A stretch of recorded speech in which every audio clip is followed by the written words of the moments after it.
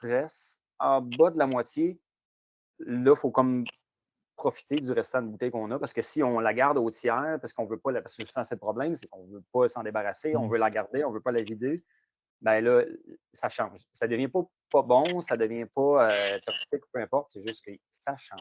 Et souvent, ils deviennent plus smooth, plus légers. L'alcool s'en va, il s'oxyde un peu, fait qu'il devient juste moins agressif.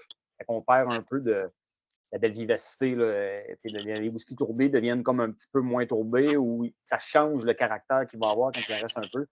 Il devient aussi moins intense en alcool. Fait que quand on le prend, on a moins le kick fort que quand on prend une bouteille flambant neuve.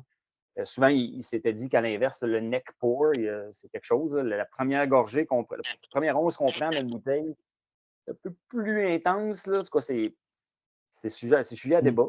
Mais bref, c'est sûr que la première gorgée qu'on prend d'une bouteille va pas être pareil que si ça fait une bouteille qui a fait un an qui est là, qui en